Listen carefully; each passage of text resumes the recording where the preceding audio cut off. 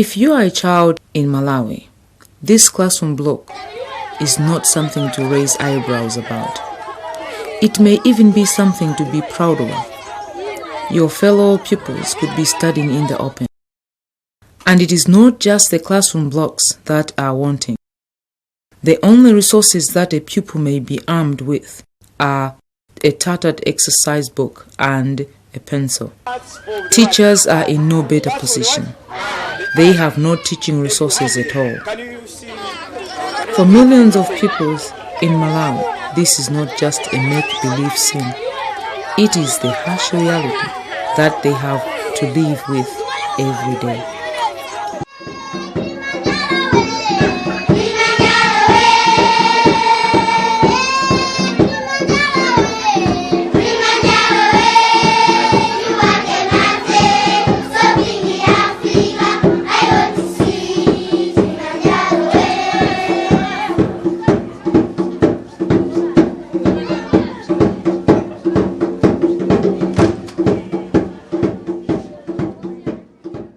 But teachers in Malawi are not just sitting back with begging bows extended, mourning or complaining about their situation. They are going out of their way to create innovative materials using anything at their disposal. Many of us, for instance, consider trash to be a nuisance. But for these resilient teachers, trash is turning out to be a God-sent gift. It is being converted into rich teaching and learning resources. And this is also helping conserve our fragile environment.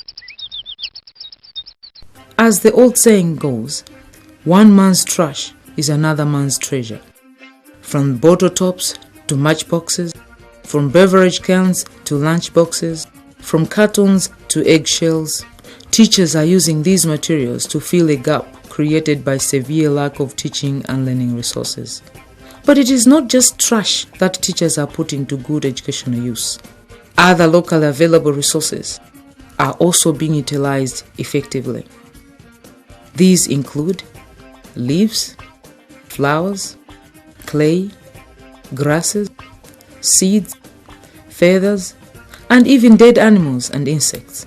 And the result is obvious. The impact these materials are creating in the classrooms is spectacular. The materials are making education an unforgettable experience.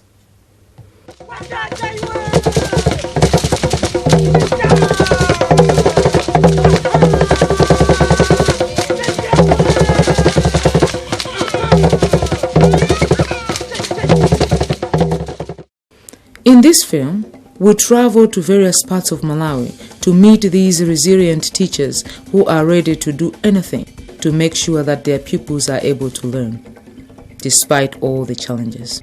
We also meet their pupils.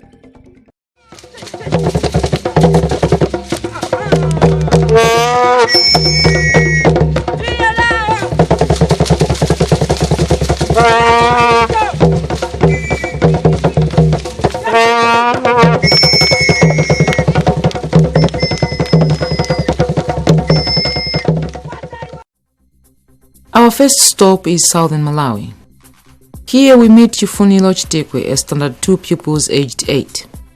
Chifunilo is one of the pupils who are benefiting from the efforts of the innovative teachers.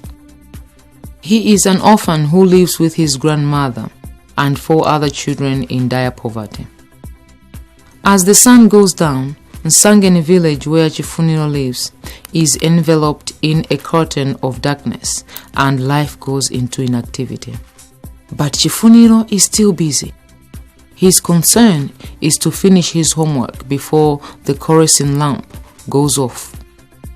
The lamp emits pungent fumes that make his eyes water, and it casts a very dim light over his notebook, making him squint.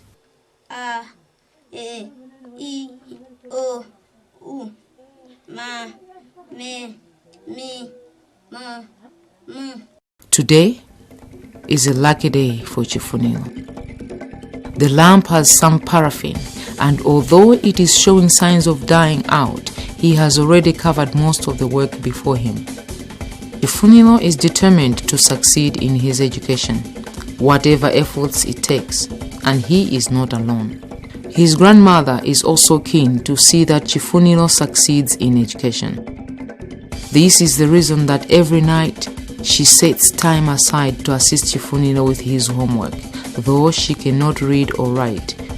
But she knows the value of good education to the future lives of the orphaned children she is caring for. Living in squalid conditions together with the orphans left behind by her own dead children, she knows that education is the only inheritance and the key to the future that she can offer the children.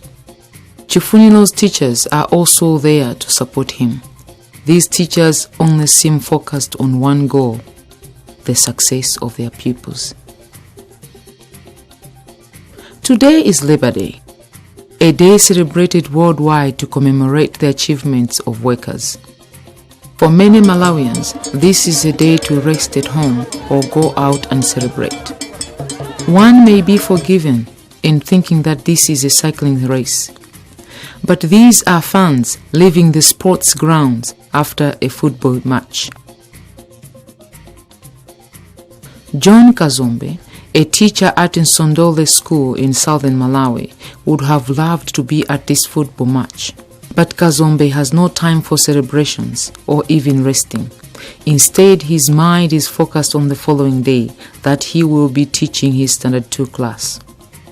So instead, he has taken this day to prepare teaching and learning resources made from trash that he collected the previous day from the trading center near his home.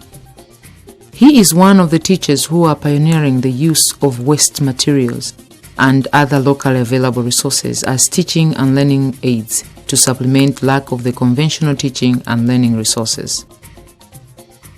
At the age of 50 and with 7 children of his own, Kazombe knows the value of education to children, and his spirit to ensure that his pupils get good education is unbeatable. He has very little time for himself. Instead, his mind is simply focused on his pupils. He's making 3 teaching resources: a word tree, a word chart, and a TV set. These are all made from trash. His TV set is a contraption made from a used carton. By cutting out the front part of the carton, Kazombe creates what resembles a TV set screen. He then inserts a long roll of paper inside the carton and holds it at the bottom and top using thin bamboo sticks. That way, he is able to roll the paper by rotating the bamboo sticks, simulating the effects of a TV screen. The long roll of paper is made by joining used pieces of paper together using homemade glue of wheat flour paste. Today, he has borrowed a textbook from a friend. He has to copy everything that is in that textbook into the paper roll using pens made from the crushed bricks and any other materials that will make this presentation appealing. Kazombe's classroom is surreal. It is a dangerously crumbling classroom block. The roof hangs precariously and ready to be blown away by any slight gust of wind. It is hard to imagine that this classroom is used by pupils.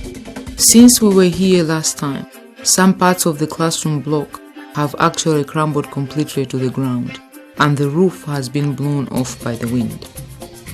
As we arrive at the school, pupils are collecting bricks that fell inside the classroom and taking them outside.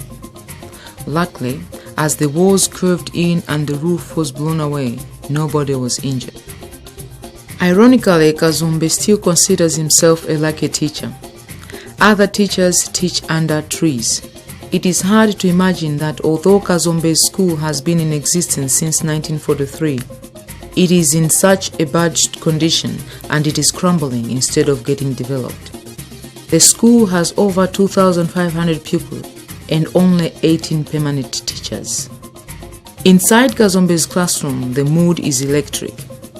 The reception that Kazombe gets is evidence of the popularity of his Carton TV and other improvised teaching and learning resources.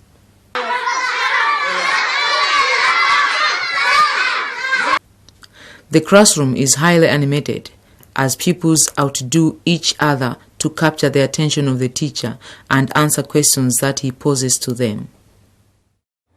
Kazombe does not believe that any teacher should sit back and do nothing if there are no conventional resources. So what motivates Kazombe? What motivated me to do this is mainly in heart, in bone. I was born just to help learners. Not only just to see learners not learning due to poor, no textbooks. I try each and every time busy to gather materials for teaching my learners. Once Kazombe leaves his surreal classroom, another teacher takes over. He is Samson Bwanali. Bwanali is a standard 3 language teacher. One of the teaching aids that he uses is matchboxes to create word formations. It is interesting to see how items such as used matchboxes that many of us would take for granted can be used to transform a learning experience.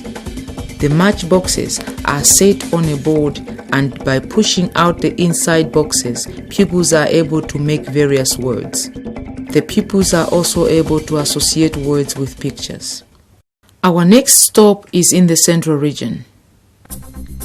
Here we meet Godfrey Nkata, a teacher in Kasungu town.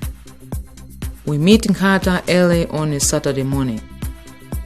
He has woken up early to look for materials to use for the following Monday in his classes. Scavenging from shop to shop, he is welcomed warmly by the traders. This has become a routine for him on weekends and holidays. The traders here know him well. Whenever he appears at the tiny shopping center, they start preparing all sorts of discarded materials for him, such as bottles, bottle tops, used papers, cartons, and any other materials that can be used in his classes. Unlike Kazombe, who teaches lower primary classes, Nkata teaches upper primary school pupils, and his responsibility as a teacher is enormous. His pupils are due to sit for the national examinations in less than 4 months. It is his duty to prepare them well so that they can effectively compete in the examinations and pass so that they can move on to secondary school.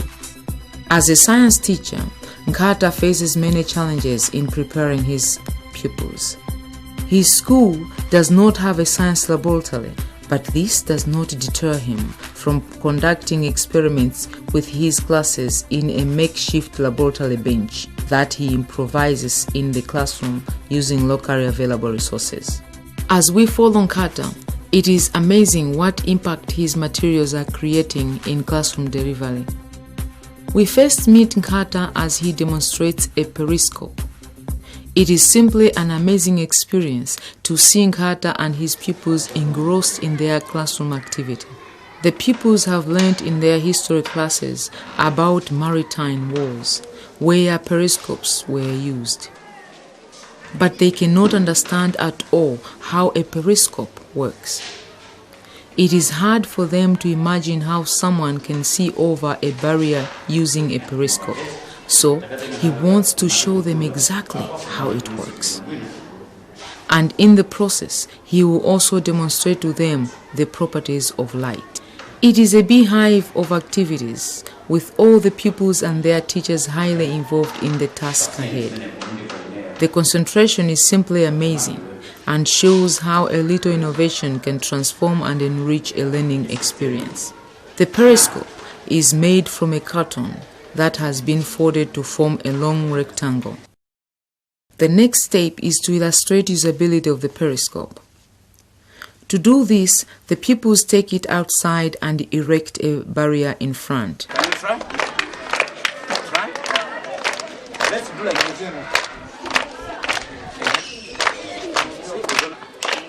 Can you see? What do you see?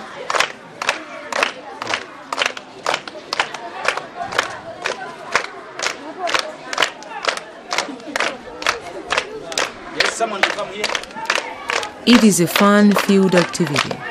and the pupils peep through the device and notice what their colleagues are doing on the other side. Next, we meet Carton as he conducts a business lesson. This time he is demonstrating how an ATM machine works to his pupils. Although Carton is a science teacher, his school is so short of teachers that he also teaches other subjects. These include business studies. The business class is conducted in the open. The pupils are very excited. Carton has promised them that today they will symbolically withdraw money from an ATM. An ATM machine may seem like an everyday convenience to many people. But to children in Malawi, it is a strange machine that most have never been close to. As the pupils try their hand at the ATM machine, they are all smiles. It is exciting. Child's play mixed up with serious learning that will prepare the pupils into the ever-changing world where automation is becoming part of the everyday life. The ATM machine hangs from the wall. It is actually made of a carton. These learners should know what is going on with the new world, the modern technology, which means if they will have time to go in town or to withdraw money, they shouldn't have problems. Later in the biology class, Carton's pupils are collecting flowers from the school compound. It is a lesson that is supposed to make pupils realize that animal and plant life that they may take for granted has a huge impact on our own lives. For instance, pupils are learning that without insects, such as bees and butterflies, plants would not flower and they would therefore die.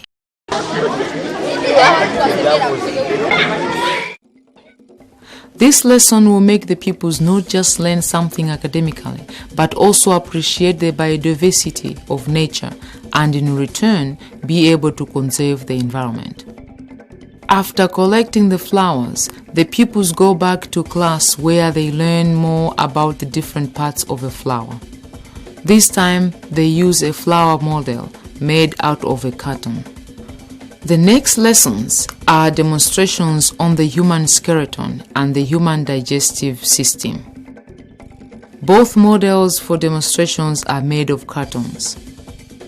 These are interactive lessons where pupils do most of the work making the materials. But it is the physical science lesson that is most interesting. For this experiment, Carton uses eggs that he has purchased from his meager pay, something that he does so often. The school cannot afford to purchase them. To conduct the experiment, Carton knows that a number of eggs will be broken. So he has purchased 6 eggs, though he only needs 2 for the experiment. In this lesson, Carton is demonstrating the use of steam to create motion. This will enable his pupils to understand how steam can be used to run machines such as trains. But with no science equipment, the experiment has to be done using improvised materials. In this case, eggshells and wire strands. It is a clumsy experiment that sometimes even seems outright dangerous, but it has to be conducted. First, using a pin, the teacher and the pupils poke holes in the eggs, then blow the yolk out using their mouths. They then suck in water in the eggshells using their mouths again. Already with 4 broken eggs, things do not seem to be moving very well. But the teacher and his pupils are so dedicated that the hours they spend trying to perfect this do not seem to matter at all. Almost an hour later of frustrated efforts, the experiment finally works and the eggshells start rotating on the pedestal. The satisfied faces of the teacher and the pupils tell it all. Their efforts have paid dividends.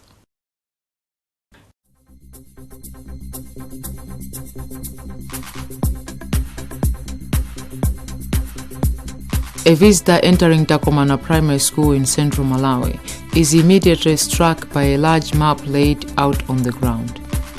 Like a long-coiled brown snake, the map of Malawi is highly graphic. The map is the creation of Ernest Nkoma and his pupils. It is made up of bricks. Takomana does not have the luxury of maps and atlases for geography lessons. So instead, the teacher and his pupils opted to make this map. It is a flexible model that can be shifted to create other map outlines by moving the bricks around.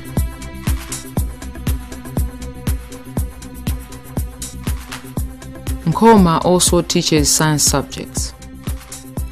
When his friend's small transistor radio fell off the table and broke, Nkoma saw an opportunity for his pupils. He took the radio and dismantled it for his science lessons. Now we have two magnets and we have this position and this are unlike, and this are unlike position. In the school, pupils get engrossed as they study the properties of magnets using magnets from the radio.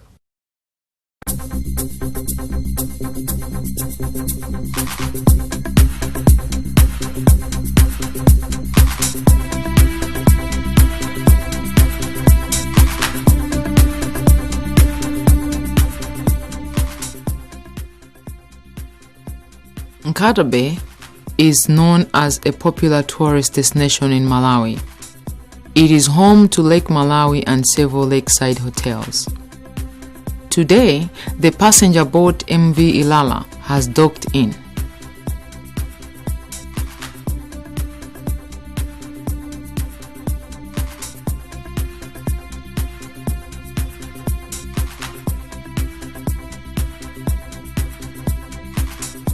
The arrival of the Ilala creates frenzy in the small town. The town gains a new lease of life as business pick up quickly. But for the teachers at Mpamba Primary School, the attractions and the activities that surround their school do not seem to matter much. My name is Mark Gerings Yaredson Nkoma. I teach standard 7 and 8. Our environment has a lot of things we can use in teaching and learning. Amongst these, I have a model of the eye. This one has been made from the papers, feathers, and the pencil pens. The only money I use is to buy pencil pens. But all these, I just collected from the local environment. This is also a biology lesson for upper primary school pupils who are due to sit for their national examinations. At first, the teacher uses a model to demonstrate the digestive system. It is interesting how it resembles the other one that we saw earlier in Tema School in Kasungu. The teacher has also made a model of the eye. It is an interesting three-dimension model. The model is made of used papers stuck together with glue. Animal feathers are used to make the eyelids and eyelashes.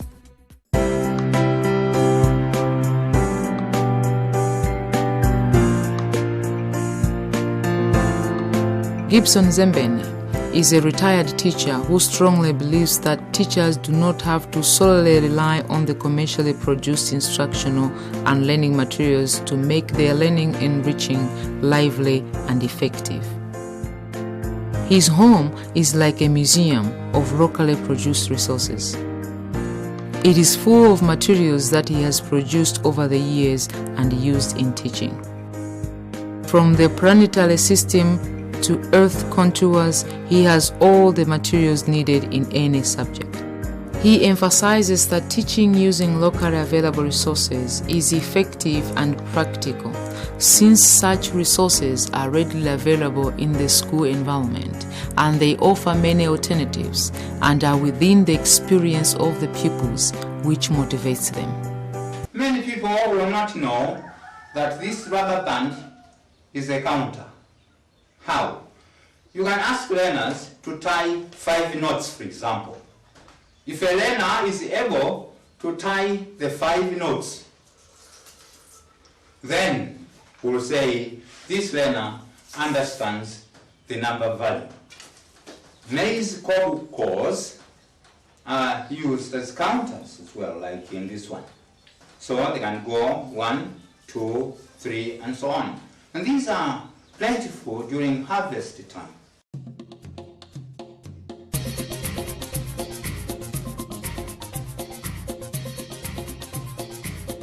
Zembeni says that by providing pupils with opportunity to work with locally available resources, they are able to observe, examine, and manipulate their creativity.